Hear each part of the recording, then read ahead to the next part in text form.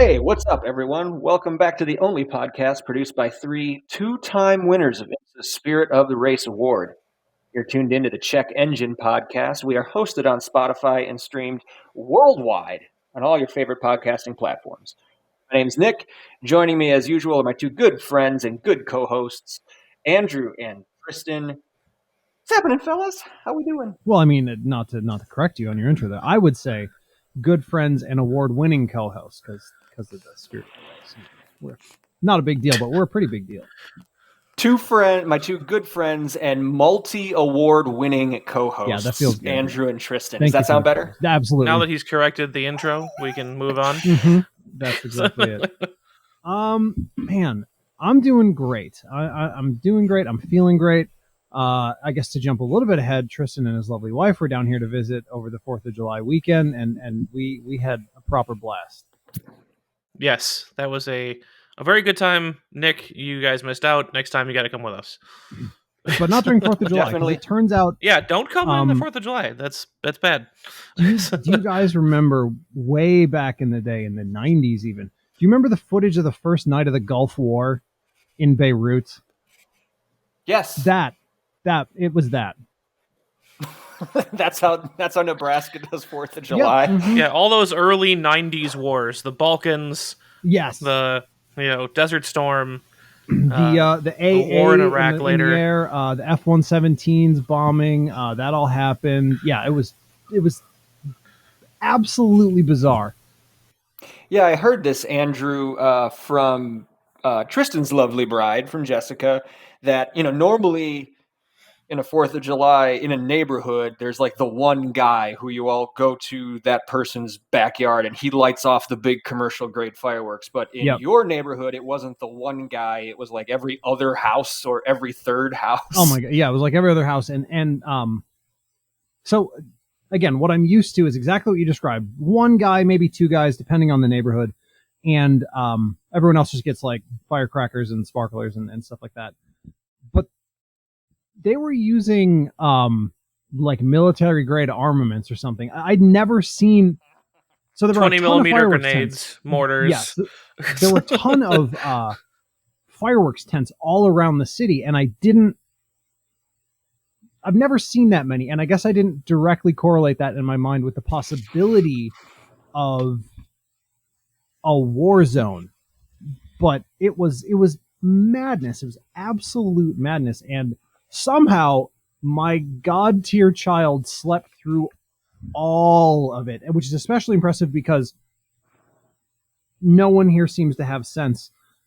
So they were shooting in their driveways, which, okay, sure, fine, at the houses across the street. So they were just getting missile attacked. My car was riddled, I believe is the right term. Yes, absolutely. It's so normalized here that when I showed up at work, the next day, everyone was like, "Oh yeah." I was like, "Well, what do you mean? Oh yeah." That was like nothing on earth. And I'm texting my brother during it, and he's like, "Oh yeah, it's the worst here of any place you've been." He's lived all across the country. You can't imagine it. You literally can't even imagine it. That's insane. I feel bad for the old doggos in the neighborhood. Well, that's just kind of it, right? Everyone they might get desensitized dogs to it, but like maybe dogs hate them. We rescued a dog on the side of the road that was running away from fireworks. Oh no! Poor little guy. It was a big guy, actually. Well, but yeah, little emotionally. No, well, so Tristan was Tristan was there for night one. You guys left on the 4th, I think it was. So there was yet another morning night of to the come. 4th. We got out of the war zone before the second wave hit. The embassy escorted Tristan and Jessica out. Helicoptered off the roof. in the wake of the devastation. So the second night was more of the same, except for the fact that so we had a normal day, just knowing that it was going to be another horrible night, and it's about 5:15. I'm thinking, all right, here's what I'm going to do. I'm just going to run out to the grocery store real quick, get a couple of things that we need, come back, and then we'll just go down in the basement, hang out, whatever. and just let it be however bad it's going to be. So I step outside and notice a giant storm front coming because there's, no height elevation here. So you just step outside and see to the Rockies. You can see the storms in Colorado from there. I was just Yeah, gonna and I was say, like, oh my God, that looks bad. And it's, that the light kind of turns gray when a proper storm is coming in. So I'm like, you know what? It's not far. I'll make it. Drive down to the store. On the way back, I shit you not, on the way back, I'm driving home. And they allow parking on both sides of the neighborhood streets here. So it's basically like a tunnel of cars, with the singular exception that in the middle of this tunnel of cars are endless amounts of people lighting Roman candles in the fucking street. So it's like the most dangerous rally course of all time. And they all look at me like they're not in the road. It's like, no, I will not wait. Move your shit. So get home. The second I get in the garage, it starts raining. It then starts pouring, like lashing rain. Took down a bunch of tree branches in our area and soaked everyone's 4th of July celebrations, which was great until the moment the storm passed, and then all hell broke loose for hours. well, yeah, you got to make up for lost time. Evidently. Anyways, it was we will never be in this city again for the 4th of July. We are out from the 1st to the 7th. We're gone. I just won't tolerate it. You just hope you come back to a standing house. Well, yeah, exactly. And my dad goes, well, they celebrate the 4th everywhere in this country. Where are you going to go? Australia. I'm like, Dad, you were in the same area I was for your entire life also. It's nothing. We could go anywhere else. Except, actually, what we're going to do, we found a map that indicates the states where firework accidents spike precipitously over the 4th of July weekend. And it's like 7 states. Most of them around here. So we're just not going to go there. No, We'll just go anywhere else and it'll be fine. Yeah, that's your where not to go map. Yeah. That's our plan anyway. Well, I'm glad you survived. Good to have you here. Okay. I want to hear all about not just the 4th of July portion, but the entire visit. I understand you guys went to that National Museum of Speed. I want to hear about that. But before we dive into that, do you want to, Andrew, kind of introduce everybody to what the main theme or topic for this week's episode is? Sure, absolutely. So I got this idea. Well, it was confirmed to me as we were driving out of our neighborhood, the 4 of us, when Tristan and Jessica were here, and happened to see it was two Blazers come out of one garage, right, Tristan? At the same, or not Blazers, the other one. Yeah, it was Blazers. It was Blazers. Yeah, come out of the same garage. It's like, well, okay, matched pair. Down the road, there's another house that has 2 Konas in the driveway. Obviously, you've seen houses in several locations that have 2 Accords or 2 Camrys, or there's another house down the road that's 2 Chevy Silverados. So I'm like, all right, what if we build a garage? But what we'll do is pick cars for others with the expectation that we will also get one. So it's twin cars, right? You're picking a car for yourself, you're picking a car for someone else, and then you'll have a garage of matched pairs with different people. So we'll pick for each other, we'll pick for our wives, we'll pick for a family member. Then at the end, we'll have a number of cars. It's either 5 or 6. I don't really do math. That that are mostly our picks, but also surprises. Yes. So you should, by my math, we should have 2 surprise cars in the garage. We should leave 2 stalls open because we know 4 of them. Yes. One for a wife, one for another family member, one for each host, co-host, award-winning co-hosts. Damn right. So that's 4, but then it's the 2 that the other hosts pick for you as well. Yeah. So just a different take on the garage, episode. Yet another way to build the garage. Mm-hmm. Before we get into that, Tristan, why don't you your take on the trip to Nebraska and back? Not as the Tullys are obviously fantastic hosts, but just I'm not going to comment on the hospitality or the visit. As Andrew said, generally rip snorting good time. If you're driving through that area of Nebraska, please stop at two places. Get your Bunza to a Runza, and then also go to Amigos. Amigos is pretty good. Yeah. If they were a little heavy on the cheese, and I say that from a Wisconsin standpoint, but we're not a cheese on tacos podcast. So cheese amount podcast. Yeah. So Amigos is an Asian place, I'm assuming, right? Yeah, it's actually a burger joint. Mm-hmm. It also sells coffee and donuts. I'm actually not joking, Nick. No, they have. That's the even funnier part. It is a holy trinity of restaurants. This is not a word of a lie. It is a Mexican restaurant. It is a burger restaurant. It is a coffee and donuts breakfast, place. Ice cream, and they have smoothies. So you could do the whole high calorie. You could probably do like 20,000 calories just in different meals there. Yeah, sounds amazing. Like I said, stop there. Yep. And stop at Arunza. But yeah, the trip was actually far more pleasant than we had actually ever hoped it would be. I have cousins in Iowa, and the part of Iowa that we drove through to get to them was nothing like I remember Iowa being near their house. Far more interesting. A lot of up and down river valleys. Like, we had to actually like Google why Iowa fields are the way they are. They actually cut like terraced fields because it's so steep in some parts of the state. Really? So I was like, didn't know that. I thought Iowa was all corn and pig farms because that's all I'd ever seen when I visited my cousins. So Iowa, way nicer than you'd think. But it's still corn. It's still a lot of corn. And Des Moines, very nice. Stayed at the Hotel Fort Des Moines. Surprisingly swanky. Awesome wine bar if that kind of thing is for you. And then finished our trip to Nebraska. Nebraska does flatten out quite a bit, as we mentioned about being able to see Colorado. But it's not bad. It's a lot of it's not Kansas pancake flat. It's slightly rolling flat. It looks like a desktop background. So very pleasing to the eyeballs.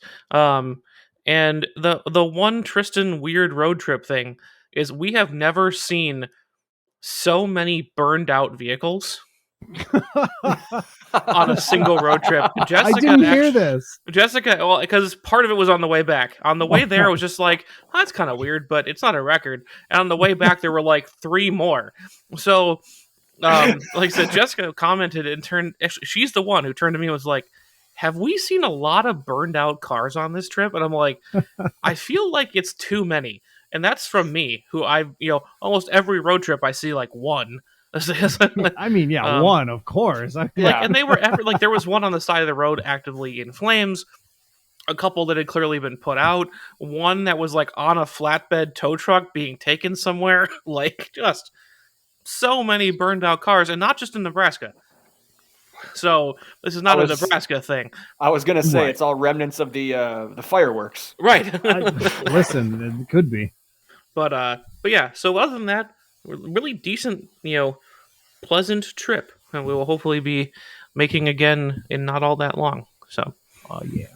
And at least one car thing that you guys did. You got to tell me and the audience about the National Museum of Speed. Sorry, yes. Excuse you, sir. The Museum of American Speed. How dare you? And American Speed. Oh, I did not know this when we went, but the USA Today rated this a 10 best, or in fact, the number 1 best attraction for car lovers. I did not know they had that list, and I will immediately be checking out the rest. Yeah, we need to go hit the rest of those, but I saw that on the door. I didn't even notice. I was too astounded by the giant Indy car just right on the wall. Yes. And the sheer size of this place. That's the thing that strikes me the most. Is this is, three floors of exhibits, which is astonishing for like any car museum. And the cars were not just on the first floor. They got some of them upstairs, which I don't understand. Like, just incredible. There's a ton of space, and there's so much stuff to see. I think, honestly, that a good chunk of this museum was wasted on Tristan and myself simply because I don't know the number. It's several hundred engines of Yeah. all different kinds, configurations, This would your uses. dad would lose his mind, Nick. Yeah, Like he's technical enough to be like, oh, that's a one of those. Like, yeah. and I'm like, yeah, it certainly is a big piece of cast iron. I can't speak to a lot else. And You then know, I've there's got the me, like, website oh, pulled up. Here, it me. looks It was cute. like, oh look, I like the carbon fiber on that modern Toyota motor. yeah, I yeah. don't know what the hell I'm doing. That TRD motor looks cool. I know what that is.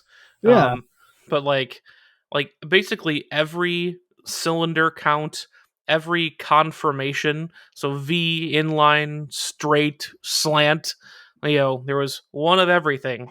Um, a lot of the race cars were primarily Indy cars, sprint cars, and then various straight line speed cars. They had ton of sprint cars. dragsters and Bonneville salt flat racers and that kind of stuff. I'm Bunch looking. of They got a black whole wall thing on. for all kinds of records. Like, yeah, Wow, drag racing, a ton of dragster cars. Looks like 1, 2, 3, 4, 5, 6, 7, 8, 9 Indy cars. Oh my gosh. yeah. You would At go least a nuts here. dozen sprint cars. Holy crap. Oh yeah, no, they had there was like just a section of them, and they're on the wall, and they're in centerpieces. Both the forgive me if I get the numbers wrong here. Both the 5 millionth and 10 millionth Model T. Correct. What? And what's crazy is that not even all that recently, just late May, so it's been a month or so.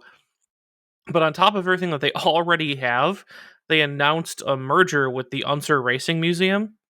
Okay. So that's like Al Jr. and Bobby. They've all passed away now, and their wives don't want to maintain the museum anymore. So they're Al turning Jr. over. is still alive. I don't know if He you is? said he Okay. passed. Yeah, Al Jr. is Um, still alive.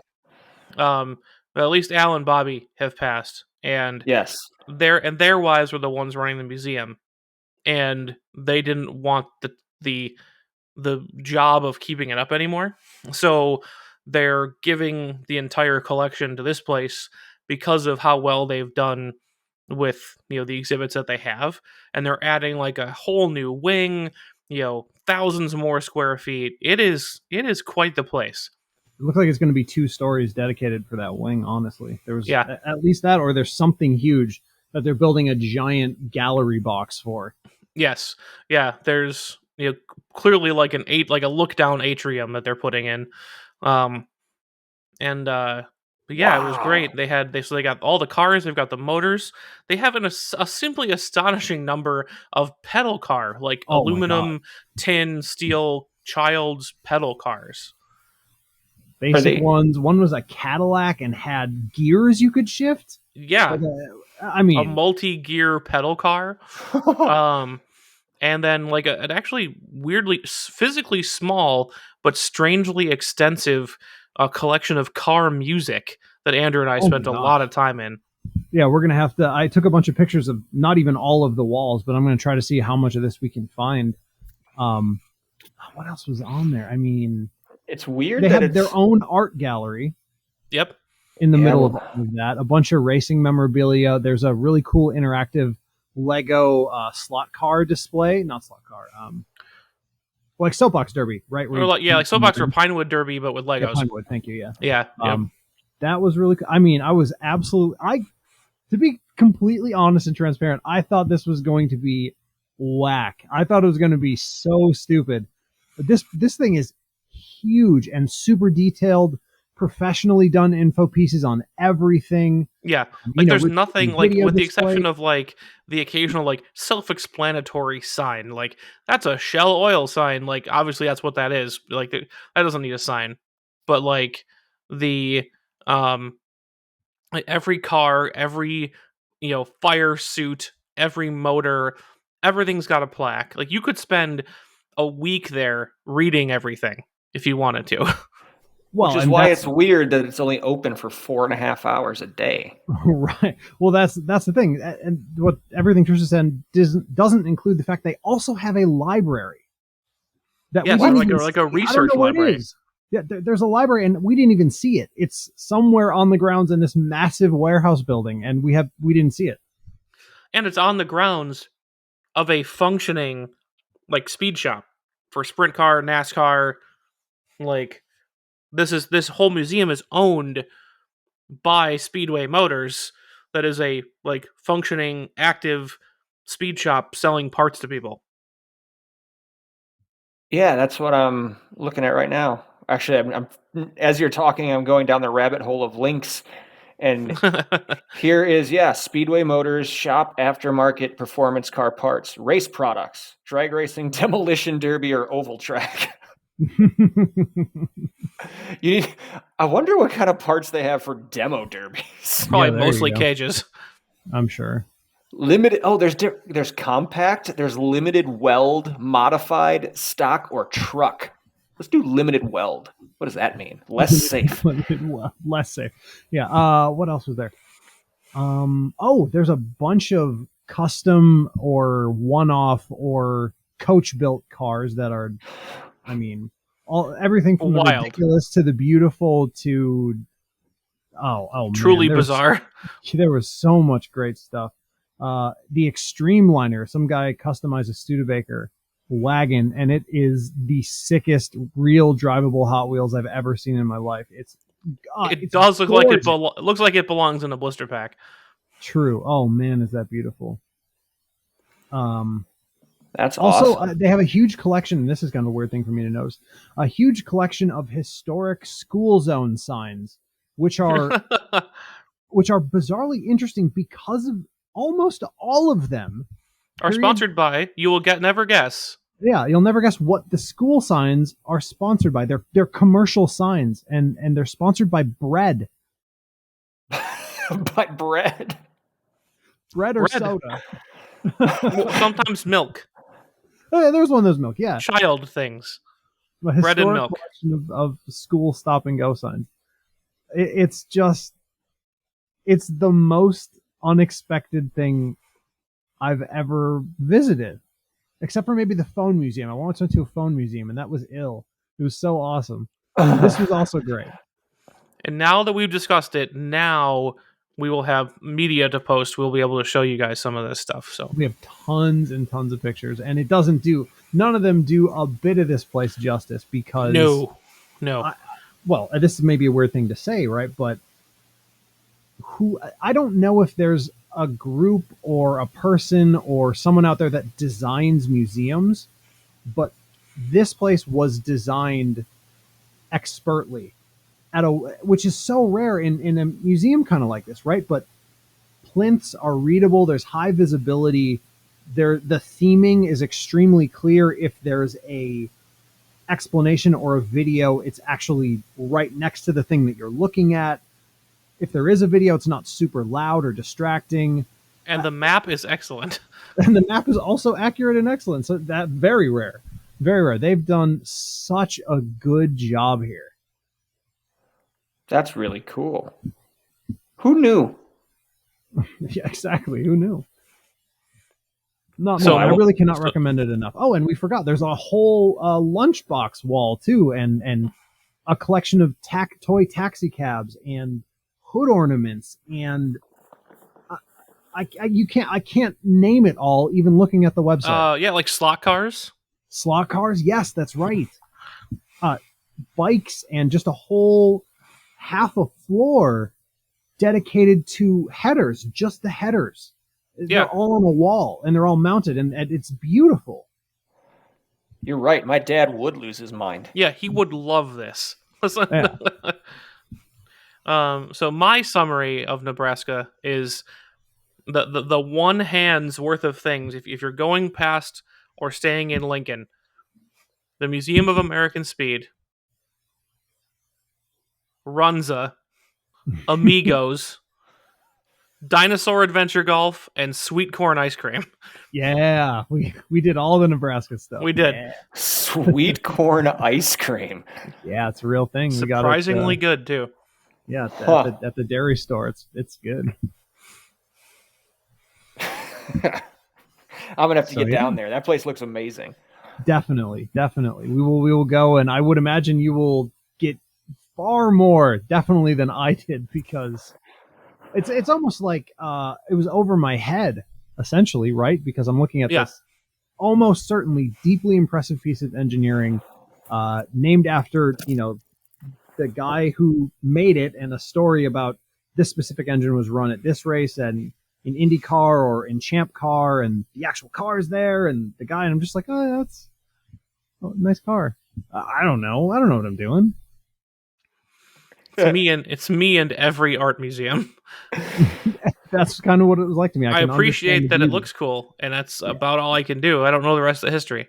So Yeah. That's was it well staffed? That's a It weird was. question, but Dude, we kept running into just one docent who was there all the time, Jim, my man Jim, who told us about everything and pointed out some displays in the corner, and he was just ready. He had the info, man.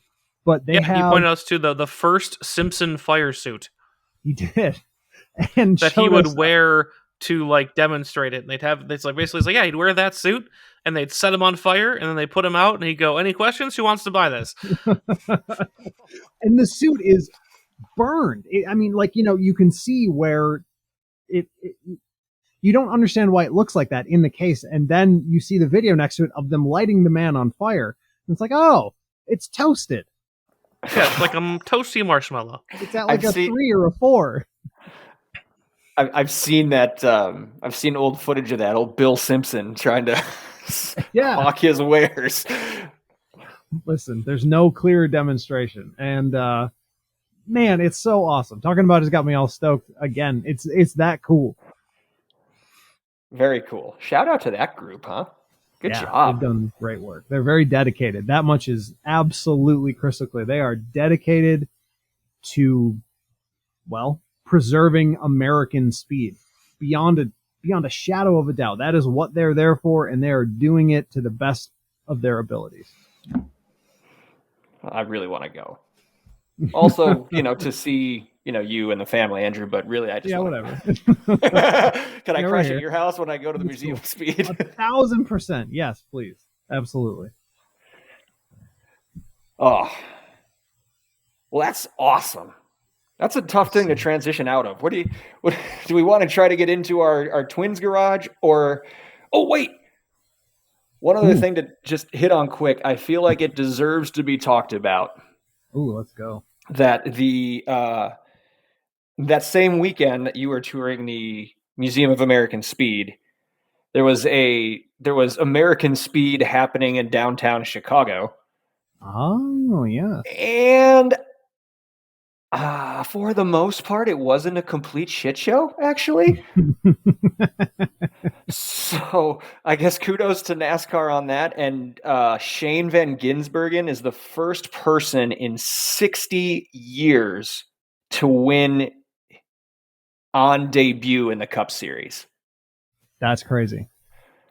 It is so cool. For the NASCAR American audience, kind of an unknown guy. If you're into any sort of sports car racing or have paid more than 3 or 4 minutes attention to the V8 supercars down in Australia, like Van Gisbergen is like Mount Rushmore in that series. Like he is an absolute legend in that part of the world. So like Aussie supercars is where he made his bones. He's also transitioned over and does like GT3 racing and part of like the endurance crews for 12 hours of Bathurst and like Spa and like some of those big longer endurance GT3 races. And I think it's really cool that Trackhouse, like Justin Marks' brand, is doing this thing like where they had, Kimi Räikkönen run this car, and they're trying to get other people, just international racing stars, into this third car of theirs. That's just kind of like this, for lack of a better word, show car. You've got their 2 full-time guys, and then here's this third car that we're just going to do a rotating cast of people whenever the opportunity presents itself, but not NASCAR people, not the people that everyone knows about. We're going to bring in Kimi Räikkönen from F1. We're going to bring in Van Gisbergen from Australia. And then he goes out and just dominates that race. Love it. You love to see it. Dominates it. Granted, it is the the closest thing, like if you were to drop him in any NASCAR race to make him feel comfortable, it's the street race in Chicago because that's what V8 supercars do. Sure. But those cars are hard to drive. It's hard to pick any new discipline up that fast. So, like, drop him into Atlanta like they just did last night. Like, is he going to do as well? Hell no. But the fact that he went out there, and I think it was Chase Elliott in the post race. Like, they have like the top 5 that kind of do like the NBA or NFL thing where you're at the podium or whatever. Chase Elliott, most popular driver, 2020 champ of the sport, is up there at the podium, and he's like, I don't know how anybody else feels, but that guy just made us all look really bad. Yeah, he's not wrong.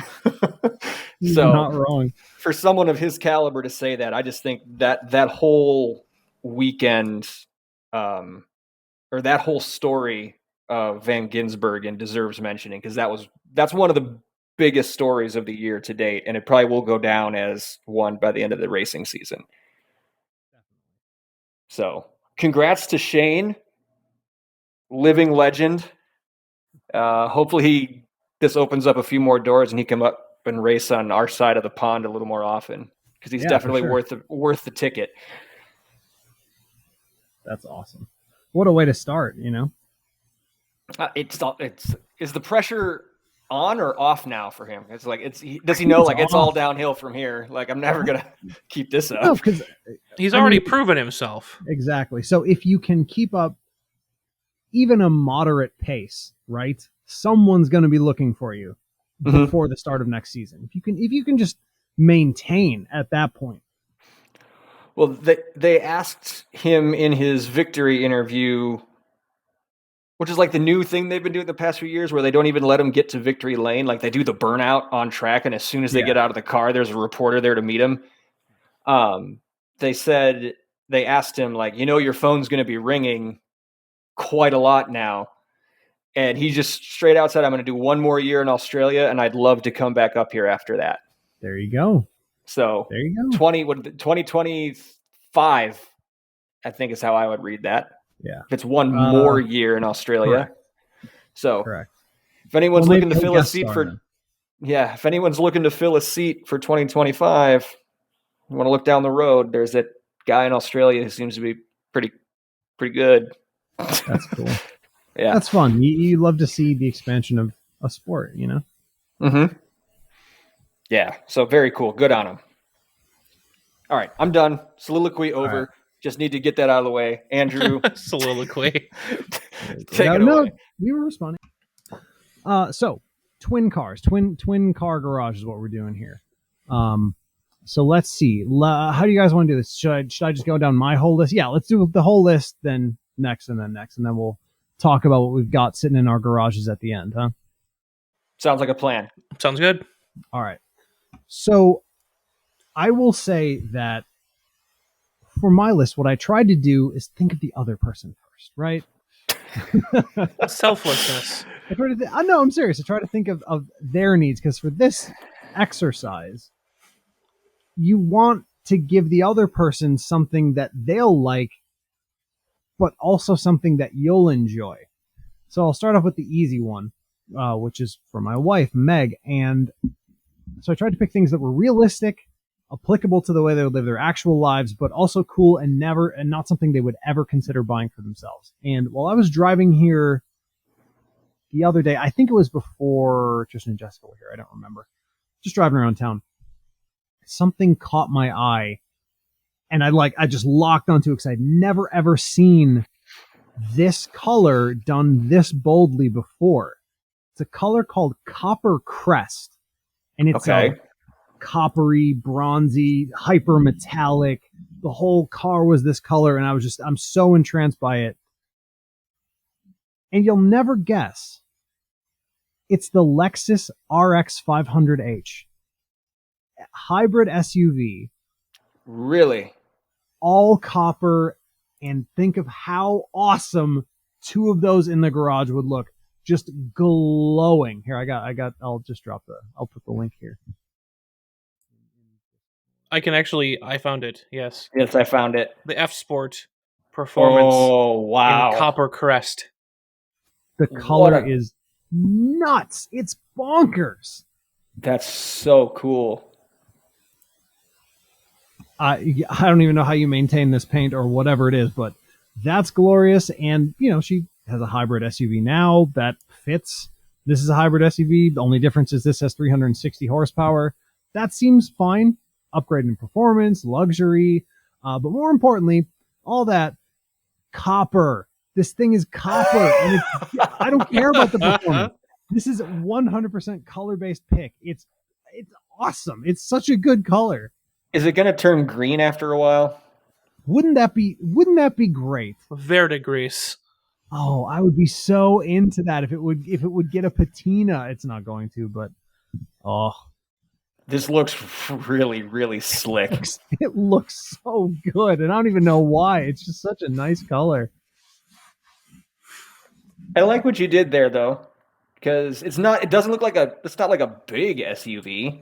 No, it's just their RAV4, I think. Yeah, I think that's what it is. The rest of their lineup. It's either or the RAV4, the slightly bigger one, or that might be like the kind of the bespoke Lexus model where they stretch a little bit. I don't remember. Anyways, oh no, because the GX is the big one. Okay. Anyways, that's the pick for my wife. Purely based on the color and also based on the color. This is really good. Do you want to go around? Oh, I was going to do we can do that, or I was going to do my whole list, and then we can go that way. Whatever you want. Lexus RX 500h F Sport used $74,500. It's also colossally expensive. If I didn't mention that, because it's a Lexus, it's like starting at 63. Yes, sir. I mean, that's the thing about Lexus that we talk about. Give me two. Even if you love it, why would you pay that much for it? Yeah, it's a consistent issue with them right now. I mean, you're in like Merc territory. You're in, take your pick. I mean, their black color is called caviar. Price tag yourself for the market segment you want, not the market segment you have. Yeah, clearly. Anyway, so should Tristan, you want to go next, or yeah, you can go. Yeah, sure, I'm ready. All right, go.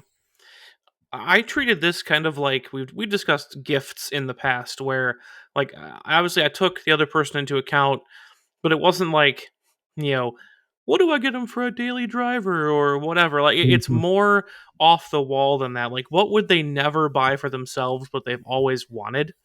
Mm-hmm. And Andrew, your message to us was very inspiring. So they don't have to be new cars or realistic picks, have a blast. Yeah. So I went with the definitely not new. I am also picking for my wife. And you guys are going to laugh at this, but she has wanted one for a very long time. And there's absolutely no reason to buy one. In fact, you shouldn't. But I could definitely see gifting one. And I would also probably enjoy driving this just for the giggles. A 1999 Pontiac. Oh, no. Sunfire GT. Oh, what? Convertible. Come on. I thought you were going to say Aztec. I was sure you were going to say Aztec. No. The Pontiac Sunfire GT, based on the Cavalier platform. Hell yeah, of notable quality. But like you said, just go nuts. Doesn't even have to be realistic. Like if you can, let's say I could find a pair of these in that classic Sunfire yellow convertible.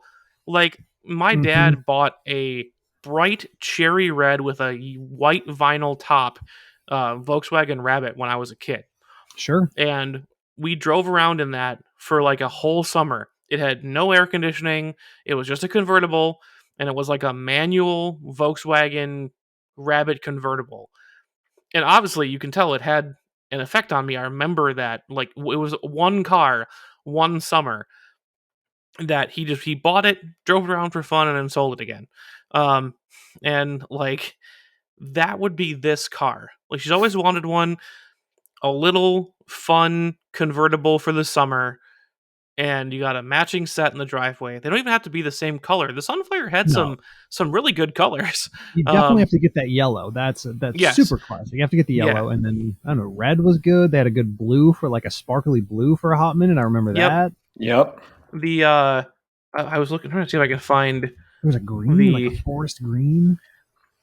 There was one that when last time I looked at this thing, there was weirdly white, always a good Pontiac color, as we've discussed in the past. And then there was like this. Yes, here it is. It's like a light blue. So like a light blue, nearly teal, and then a yellow one, and that would just be a pair of absolutely 90s glorious little fun front wheel drive convertibles in the driveway. Yeah. That's a surprising pick, but having not seen this car in quite some time. It's another reminder that the wrong brand died. Yes. Pontiac never could have been killed. They kept Buick. Idiots. That's a really good point. That's a really good point. What were they doing?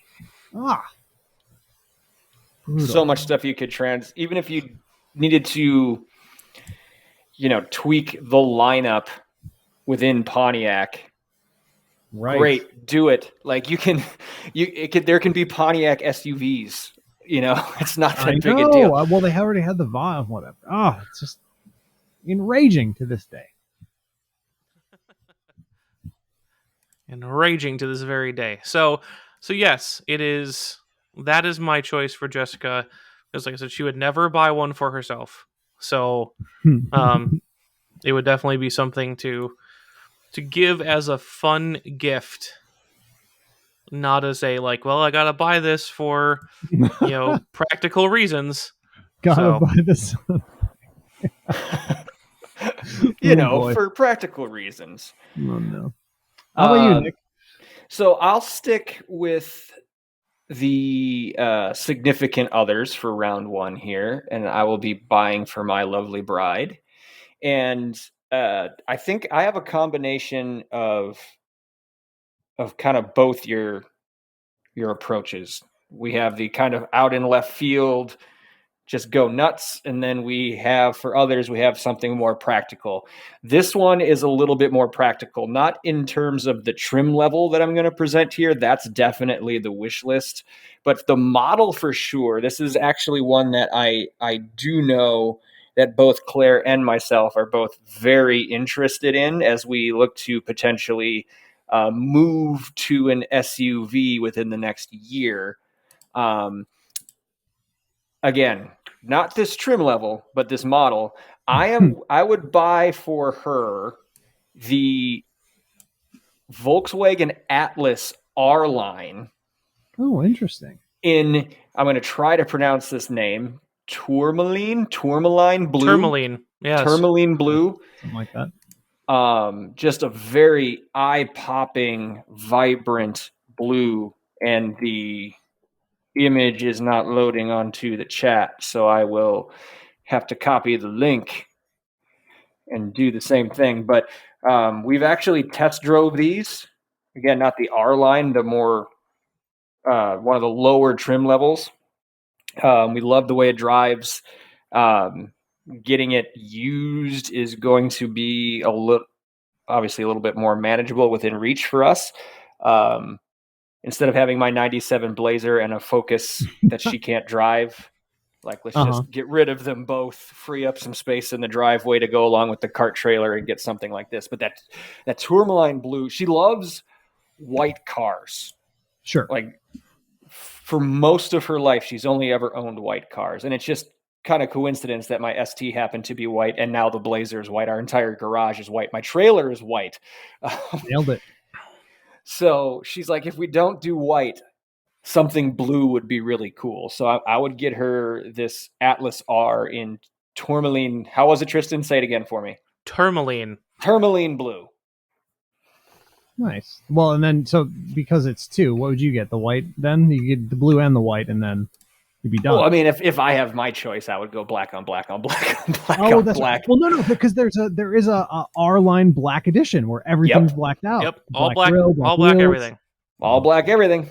It's kind of sick, actually. That looks cool. Yeah, I've never seen that before. That's cool.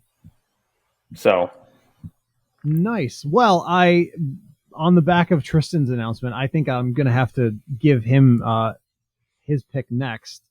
This is a weird one. I struggled a bit with the cars that I would give both of you because I wanted to pick weird things that related to things that you also liked. okay. So we'll see how we did here. A weird pick for Tristan. Not fully color based, but heavy influence here. What about a 1999 Mercedes-Benz SLK 230 compressor in sunburst yellow? How about two of those to go with your Sunfire in the driveway? Now it would match. Now it would match. So you'd have the two yellow convertibles in the driveway. You'd have the front-wheel drive American. You'd have the rear-wheel drive turbo German car. And I have been obsessed with this car ever since I first drove it in Need for Speed way back in the 90s. I just think and as time has gone on and the SL has gotten flabbier and larger, and yeah, it's still really fast, cool, I don't care. This is about the size of a thumbtack. And it's only it's like 189 horsepower, something like 200 horsepower, there or thereabouts. But imagine how that feels in this car. I think I'd still want to drive one to this day. I approve. I would definitely drive one of those. What year was it? I'm trying to look. I picked 99 just to sort of, it was in that era. I'm trying to see. There was, yeah, because that was actually the same underlying, like 80% of the parts were the same. With that and the early 2000s Crossfire. Oh my God, you're right. Oh. It's destined to be. So wow, you're right. That's really cool. Oh shit, that's right. Daimler Chrysler. Yeah. Oh man. Just like the early 300s, the Magnums, the early Chargers were all E-Class underpinnings at the time. Mm-hmm. Previous Several generation E-Class ago at this point. Yeah. No, I guess I would love that. I picked the 99 because I actually prefer the pre-facelift look to the post-facelift look, and they definitely made the yellow in 99. I love that choice. Awesome. And also compressor over the AMG because fucking compressor in that Mercedes block letters is so awesome on the back. Compressor with a K. And yes. Yeah. Mm-hmm. Of course, as you would. It's so great. Awesome car. What do you got, Tristan? All right, I'm gonna return the favor. Hey. So I'm gonna do my one for Andrew first.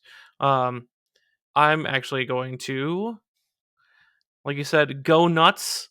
I'm going to go so nuts as to not even really real.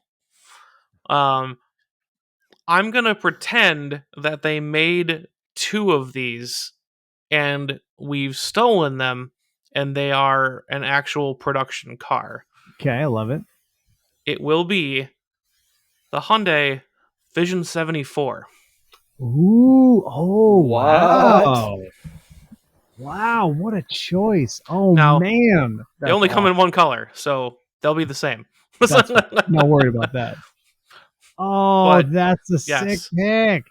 It's like in the total go nuts department, I was just like, who cares if I was that car's so badass, like fake comic book levels of rich and could just tell Hyundai, like, I'm buying this, whatever the price is, and you're gonna make another one for my friend. Like, yes. Oh, it's so cool. I love the headlights. I'd never drive it. I would just park it in the center of my home. On a turntable. I'd park it in my garage in a Lexan Cube with the lights on all the time. None of that. In the home. I want people to see it from my driveway with the lights on all the time. Oh, that is so great. That's an amazing pick. I love it. Yes. I heard you guys chuckle when I was like, maybe not even real, but I mean, I had to go there. So when are you dropping it off? Oh, are we making commitments now? I should have. Wait a minute. Should have tempered my expectations a little bit. Wow. I mean, that is such a great pick. What a pull.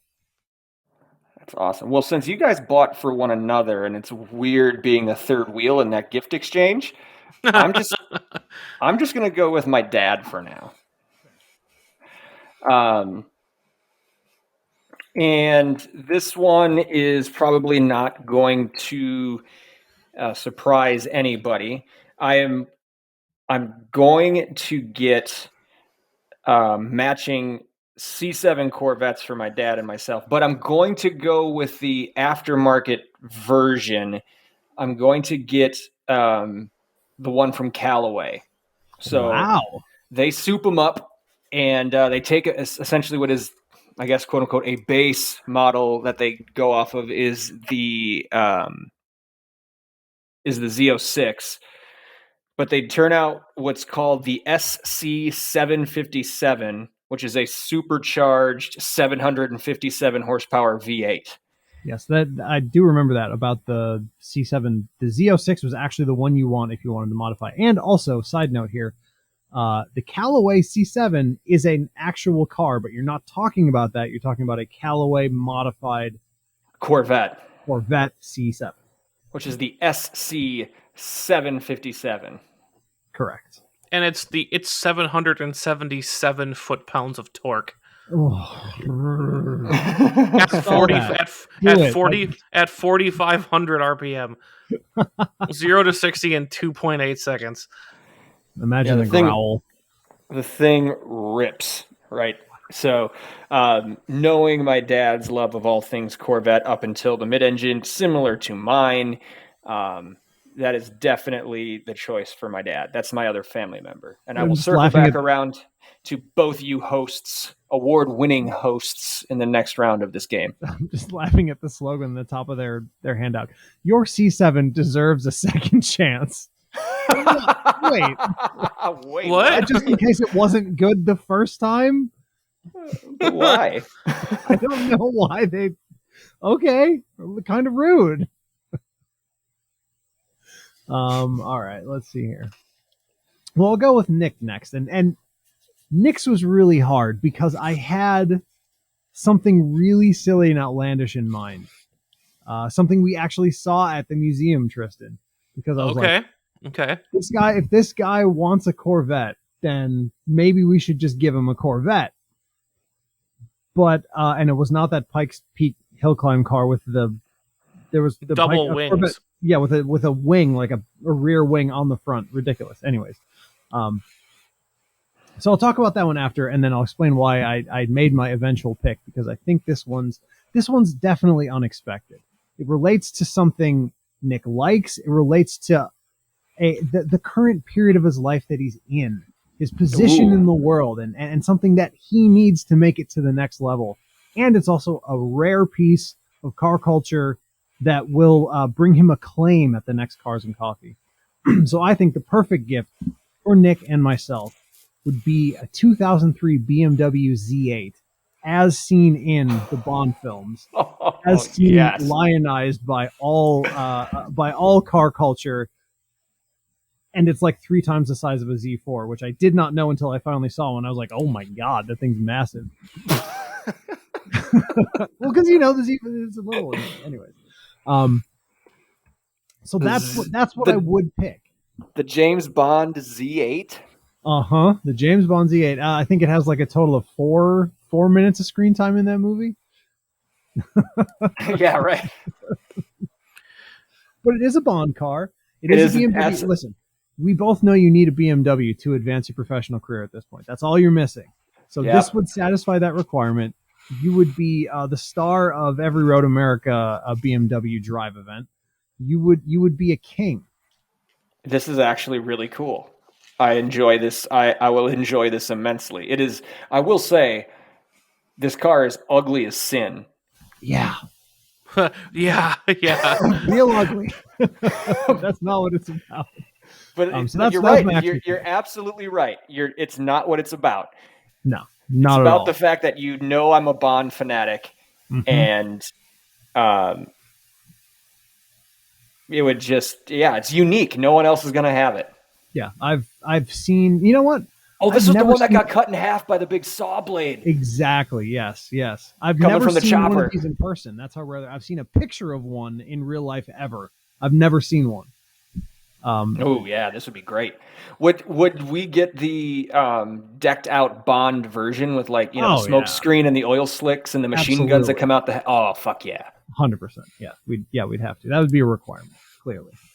Yeah. But just a side note, something to look at, and you can tell me what you think of it.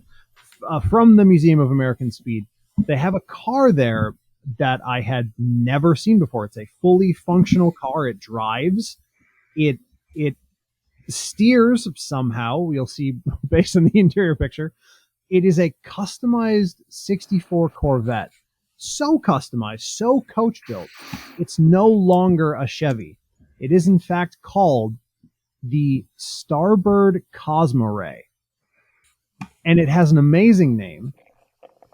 And it looks absolutely, I just put a link in chat. It looks absolutely incredible. It looks like every futuristic 1960s rendering of the world. It has a double bubble cockpit.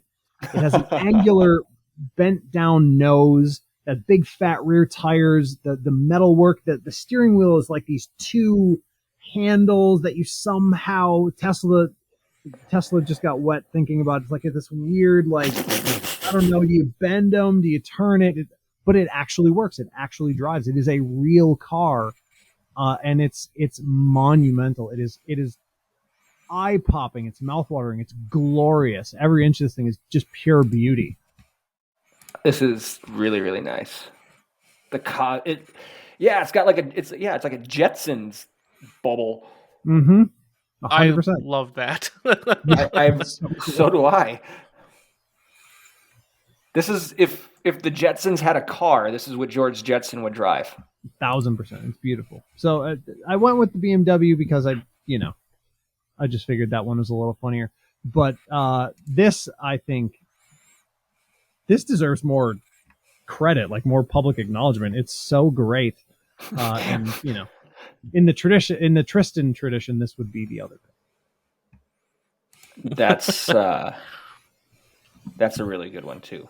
That's not going to be in the garage. That'll be in the outbuilding behind the house. Right, custom built for the Starbird. Yeah, absolutely. Yeah. Very, very cool. What about you, Tristan? All right, I'll hop on the gifting Nick train. Oh, you guys are the well, we're here. Yeah. Well, it's in the station, as it were. So I originally, and I'm glad I didn't, because I was originally like, well, I mean, duh, DB5. Which also would be accepted. Which would be accepted, but I think that Andrew pulled a more interesting or off the wall, less obvious Bond car for you. However, I went with another semi-obvious choice, but not a perfectly obvious choice. Andrew, part of it was actually inspired by a conversation we had, and you'll see why. While we were actually at the Museum of American Speed, I have found for sale several originally campaigned by Corvette Racing C6R chassis that are available for sale. And they would be given the prime Corvette Racing CompuWare yellow and black livery.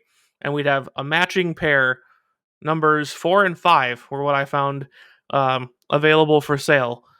And we'd have matching pairs of those with which we would campaign in open class autocross.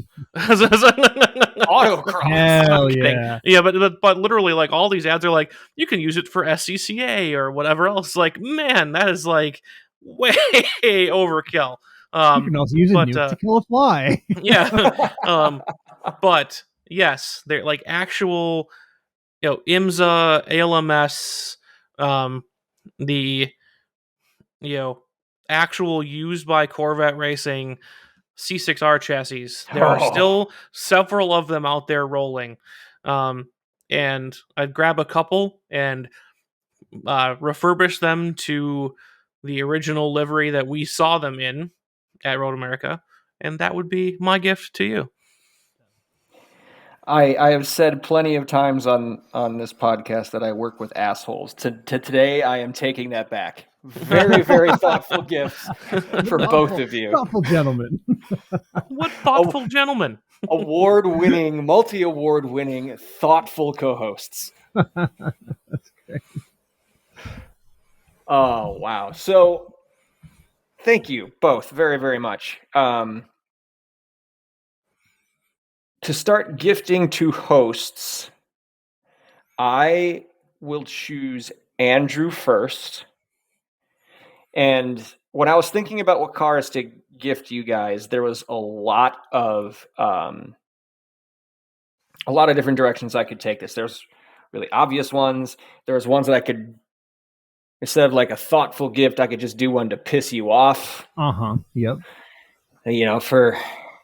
For a long while today, I was thinking, oh, this is easy for Andrew. Just get the Bullet Edition Mustang. And then, but thankfully, I decided to go a little bit nicer because you guys did the same thing. So this one, Andrew, is a deep pull, and I'm hoping I remembered it correctly. This is one of those where it's like, oh, how did he know? Or you remembered. I'm taking this from, there was a screensaver or a background image I remember on your laptop or your tablet or something like that of an interior. And I believe I got it right when I say I am getting for you a Spiker C8 aileron. Yes, you remembered. It's still it is on my tablet. It's still the background on my tablet. The Spiker C8. Well done. Oh my god. Oh, yeah. It's gorgeous. You know what's funny about this page? This page has been down for a long time. I just looked it up. The C8 aileron page is back up, which is absolutely bizarre. And this interior is just out of this world. Yeah. It's so gorgeous. Every smallest nanometer of this interior is beautiful and magnificent to behold. The car on the outside is kind of ugly. I don't care. I don't have to look at that. I just have to look at the interior. It's the so interior. Great. It's legitimately an airplane cockpit. Oh yeah. Oh, so much quilted leather. With quilted leather. It's amazing. Also, performance not to shake a stick at. Audi V8, 187 mile an hour top speed, 400 horsepower at 7,000 RPM. Yeah. Not for nothing. Not for nothing. There's a Spiker dealer in Cleveland. Wow. Wow. You don't say. That might be the only dealer in the country. No, there's 5 or 6 according to this. That's what I'm saying. This Spiker page. What's so funny about Spiker is that they are a seemingly real company. They released. They had a Formula One team for a while. They had a ton of stuff. So they're saying that the production of the aileron ended in 2017, which is whatever. Who cares? But I wonder if they're still around. I wonder if it's like their last news is from 2020. Yeah, this is We'll see. The finest Hulshof leather and aluminum for authenticity and substance. The use of plastic is reduced to almost zero. Yeah. You want to be in that. Flick the red cover on the ignition switch to evoke the spirit of starting an aeroplane, as they write it. And it's all machined aluminum. Yes, it is. Oh, so great. I love that. I could not be happier. Well, you're welcome, man. Thank you so much. I guess it's me again, huh? So I have a last one. Round? Yeah. Yes, I have the last one here, and I was trying to think of something other than like a Firebird or a truck for my dad, and it's like, well, I feel like I've talked about that enough. So I decided to set myself the far more difficult task of picking a car for my mom. Yes, actually, we've discussed how difficult that is. It's basically impossible. She does need a new car. She needs something that's all-wheel drive. She needs something that's just the right height. So the new SUV she doesn't like because they're too high. She doesn't like cars because they're too low. And she, at this point, doesn't really need to drive that far, right? She moved down here with us. She maybe puts 20 miles on in a week. Maybe, if that. It's probably closer to 20 miles every 2 weeks because she just goes to the library, the grocery store, maybe to the park. And they're all within, this isn't a very big city, they're all within 4 miles, essentially, in a radius. So that's great. Okay. Well, what kind of car? She probably needs an SUV to get the ride height lift. She does have a golden retriever, so, it'd be nice to be able to throw something in the back or have some kind of lift gate scenario in the back. But it doesn't need to be huge, right? It doesn't need to be massive. And it would be nice to upgrade to something in a hybrid or electric. And then it hit me. I've seen an electric car around quite a bit that I initially thought was dumb and still think is kind of stupid. But every time I see it, I like the look of it more and more and more and more. I'm like, wait a second. I think I know exactly what to do. We'll upgrade my mom to an electric vehicle. She'll never buy a drop of gas again in her life. She'll probably never need to fully charge this thing again because it's got a nice big battery, a couple 100 miles. I think the perfect thing would be to get a match set of Ford Mustang Mach EGTs. We'll get a blue, we'll get a red. She can take her pick. It's going to be the right height. I know that because it's, it's high, but it's not that high. It's all-wheel drive. She can plug it in the garage. It's over for gas. It'd be the perfect car for her. And I actually really like it too. I've seen them on the street. I've more often now. I just drove, I think it was not yesterday, last week going to work. It looks really good on the road. Yeah, it looks way better in person than it does in print. Well, when we saw it in person, dumbest name. Yes, it's the Maish, as we discussed before. Horrible name. When we saw it in person on the turntable at the Chicago Auto Show, remember auto shows? We're like, But when it's on the road in motion, it does look really, really good. It looks awesome. Totally. Yeah. That's a good pick. That is, man, so thoughtful with she doesn't drive that far anyway, so she doesn't have to worry about running out of battery life. Look at you.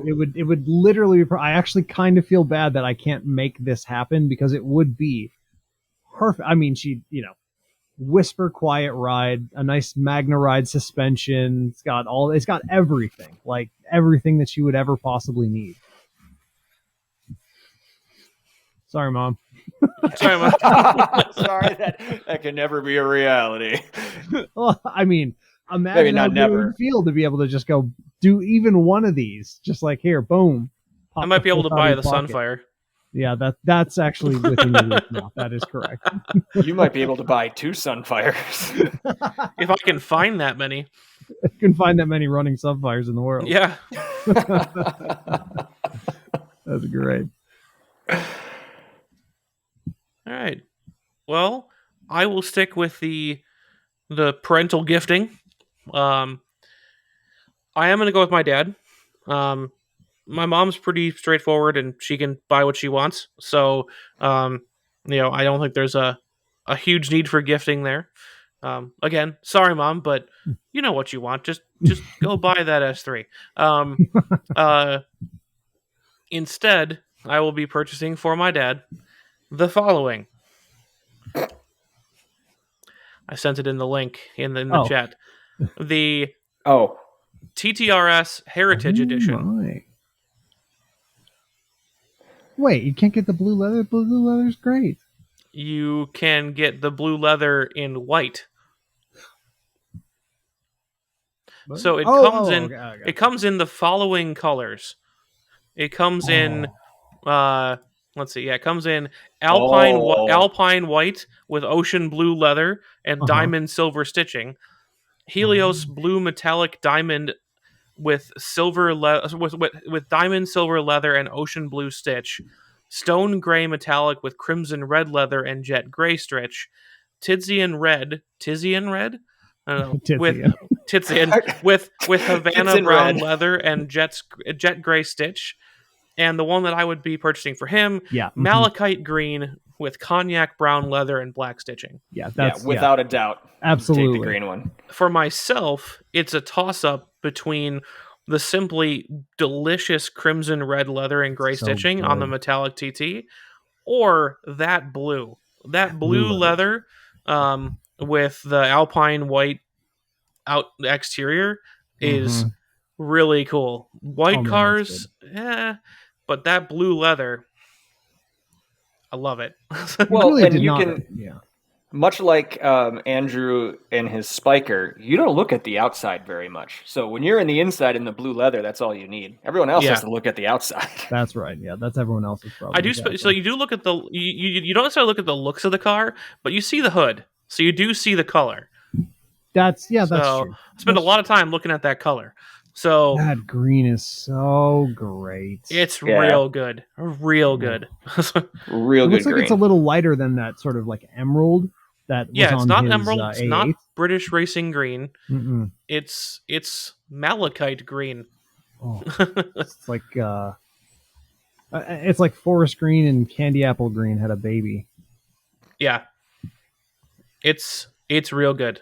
And the close second is the blue exterior. So,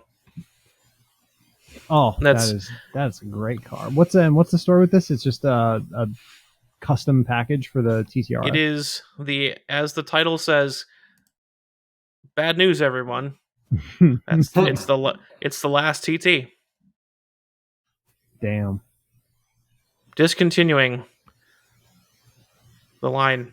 So that's beautiful. That's the bummer part of it. They're just discontinuing the TT, but they really sent it off in style. Yeah, that's great. That's a good pick. Yeah, that green is amazing. Holy shit. That's good. So my last car is Tristan, this one's for you. It's also for me. This is one that I know you're going to enjoy, but I was actually thinking I should get you a TTRS. But I'm like, I really don't like the TT. So don't worry, I got one for myself. And then you just said that. I'm like, great, I'm off the hook.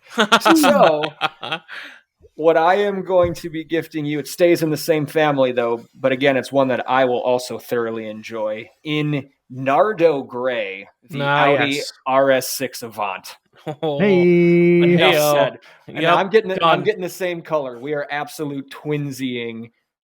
We're twinning. I'm surprised you didn't go with the all black. It looks mean in black. It does look mean in black, but there's something special about an Audi in that Nardo Gray. Matte Nardo Gray. Absolutely. My Callaway that I got from my dad, like my version can be black on black on black for that. There you go. VW Atlas that I'm twinning with my wife. She can keep the blue and I'll get black on black. I have my black cars. There you go. All right. I'll take it.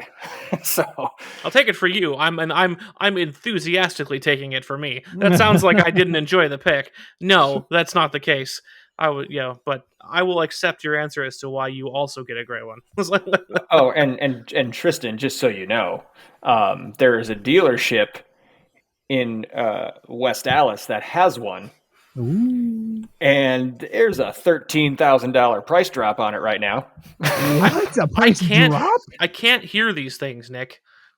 You can't tell me these things. I'm not saying it's affordable. I'm just saying there's a $13,000 price drop. Can you afford to not buy it?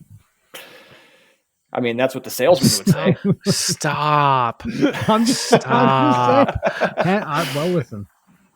If you're gonna get that promotion, get that director status. Remember, drive for the job you want, not the job you have. That's the saying that everyone says. Buy that. cars from the income you want and not the one you have. Yes, correct. Accurate. Buy and hope. That's funny. Well, all right. So let's see what I ended up with here. Lexus RX 500H in Coppercrest, naturally.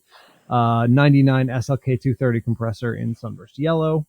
BMW Z8. It comes in colors other than Bond Silver, but why would you even bother? Ford Mustang Mach-E. I would do a red and a blue, like I said, and then let Mom pick and just take the other one. That's cool. Hyundai Vision 74. That could come in pink, and I'd be perfectly happy with it. And the Spiker C8, also in any color, but it does come in purple, so I'd probably pick that. And that is a hell of a garage. I'm super pleased with that. I agree. Yeah, you made out nice. That is awesome. What do you... Sorry, I've looked around. I've heard something really weird. I don't know what's going on up there. Well, your internet did just stop working long enough for us to start to wonder what had happened to you. But, oh, really? Did you hear anything I said? Yes, but not all of it. Okay. Cool. But yeah, so yeah, I ended up with the compressor from you, the Sunfire that I gave to Jessica, the TTRS for my dad and myself, the C6 racing chassis for Nick and I, the He's pumped. the RS6 Avant. That's a really good. That's a good lineup too. Not That's a bad real haul. Yeah. So on my side, my garage will have. Oh yeah, and the Hyundai for you. Yeah, the 74. Andrew. Yep. Oh, the 74. You got everything but a real Quattro. Yeah, it was on the list. But it moved in favor of the Heritage Edition TTRS, which those colors were chosen apparently based on Air Quattro colors. So Sure. Went with that instead. There you go. All right, so my garage starts off with the Atlas for my wife and I, our line, and then the Callaway SC 757, which is essentially a modded C7 Z06 Corvette. Give it a second chance. Then the Spiker C8 aileron that I'm twinning with Andrew on, the Audi RS6 Avant that I'm twinning with Tristan on, and then the awesome gifts from both of my gentlemanly, thoughtful, scholarly, well-behaved, award-winning co-hosts. Well-heeled. All right, one being the James Bond BMW Z8, super ugly, doesn't matter, super unique. And then the C6R racing chassis, which probably not going to autocross. I would probably take it more to like the historic races with it. There you go. Ooh, yeah. Yeah, we do that for sure. Man, things we knew about as kids are now for old people. Right? They're historic now. What happened? We got old. Word. I don't like it. I don't like it much at all. I'm chill. It's fine. I love being washed. I don't have to know about anything. Oh my God. Sometimes people say things to me about things I saw on TikTok, and I'm just like, I don't care. I'm old. I don't even know. It is definitely like when you see younger folks around the office and the stuff they're into and the stuff they're talking about, even a gap of 10 years, like it's the like, first or second job out of college, and they're talking. I'm like, wait, what? No, I want none of this. I am leaving. Oh, it's great. Oh, I love it so much. All right, that was really fun. I enjoyed that very much. That was a good episode. I am genuinely touched by the gifts you guys got me. Oh, Yes, yeah, that me was too. very well thought out. Both of you thought about it and picked things that I don't like a lot of things. So the fact that both of you remembered different things At least you from admit different it. periods in time that I really liked was very rewarding. Even hypothetical generosity is perfectly fine. From my perspective, I'm very easy to please, but neither of you took that as an excuse. So Yeah. I appreciate that. Yeah, you guys are great. So are our listeners, and we'd like to hear what they would maybe gift us or gift a significant other or gift their best friend or something like that. So in order to do that, there are multiple ways to get a hold of us, specifically on social media. You can find us on Facebook. If you go to that search bar and type in Check Engine Podcast. Andrew, where can they find us on Twitter? At Check Engine Pod. And also, actually, we haven't talked about this at all, but we should talk about this. I tell from the younger people in the streets that there is a new Facebook Twitter clone. Yes, called Threads. Okay, so I can only say it that way. Threads. I think we should take the opportunity. We'll talk about this more. We'll look at getting a Threads as well to get back in the more commonly used realm. I will go as far as say, don't worry about it. We already got one. Oh shit! Because there you go. Because if you have an Instagram account, you have a Threads account. So you can follow us on Threads at Check Engine Pod. The same place you can follow us on Instagram is also at Check Engine Pod. It will primarily probably be cross-posted content, but you will be able to find us on both. If you react on one, we will get back to you. But don't expect a lot of original Threads content at first. My plan would be to start using that because I personally, prediction here, I think Facebook or Meta or whatever they're called now is about to eat Twitter alive with this. Yeah. Well, there you go. I will. It's the same account as our Instagram account. Download the app and go nuts. I will cross post anything you post to Instagram, and anything I post on Instagram, I'll cross post to the Threads, and we'll have a functioning Threads in no time, just like Daddy Zuck planned. That's right. And also, obviously, Mastodon as well at Check Engine Podcast at mastodon.social. So be sure to like, follow, share, post, DM, reach out how and when you can. You can ask us questions to answer on air. Let us know what you like, what you dislike, what you agree with, what you disagree with. You can give us episode topic ideas. You can tell us what car you would want to buy two of to keep for yourself and to give to someone else important in your life. Any of that kind of stuff. Not only do we want you to listen and interact, but we want you to leave us a review. You can do that, preferably a good one. You can do that on whatever platform you're listening to us on. Just find that review button and, 5 stars, maybe 4, something like that would be acceptable. We'd greatly appreciate that. And or hit that subscribe button. It's free. You'll get notified of any new content that we put out for your listening pleasure. If you're really into what we're doing and would like to support us monetarily, you have 3 options for that now. 3. You can go to patreon.com/checkenginepodcast or hit the support button on our homepage at Spotify for podcasters. Or you can go peruse cepswagshop.com, our new merch store that has been up for about a month now. Go find yourself a cell phone case or a backpack or a coffee mug or a t-shirt or soccer slides. Or a sticker. Whatever you want, it's on there. If it's not on there, tell us. We'll put it on there. cepswagshop.com. Thank you in advance. Any shout-outs, guys, before we get out of here? Well, I mean, I'll just thank you two fine gentlemen for your generosity. And like I said, even in this case, hypothetical generosity is more than enough. I couldn't be happier, and it does feel a little bit bad that I can't just go out and buy my mom a $60,000 car. That would be fun, but I think this was really fun. So thank the both of you. If people start buying some shit from the swag shop, you might be able to. That's right. Let's go. Fund my mom's Ford Mustang. #fund Hermesh. Fundermesh. It's just the worst name of all time. It's so bad. Whatever. I would like to thank Andrew, his wonderful wife Meg, and their adorable child for hosting us on the 4th of July weekend, allowing us to probably more than a little bit mess with your schedule and your regularly scheduled programming, to show us the wonders of the dairy store, Runza, and the museum.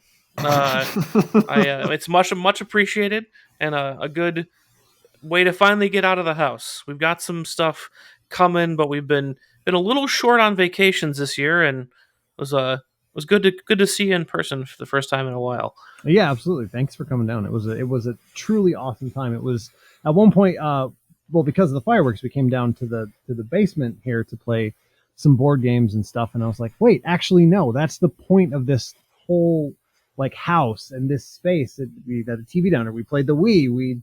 It was like, oh, it was like a real house. It was a really unique experience. It was literal. Awesome. Thank you guys. Almost pass out laughing playing board games. That was awesome. It was a fabulous time. Thank you so much for coming. Well, I think I would just like to shout out Ford for giving us endless content opportunities with the Maish. Yeah, absolutely. And that name. Positive and negative. Yeah, positive and negative. Whether we're talking about how great the vehicle is versus how terrible the name is. Yeah, that's just a winner for podcasters everywhere. So thank you, Mr. Farley, and the rest of the folks at Ford. And as always, thank you, listeners, for your continued support. We love hearing from you. We love recording this for you, and we cannot wait to speak to you again. Until then, take care.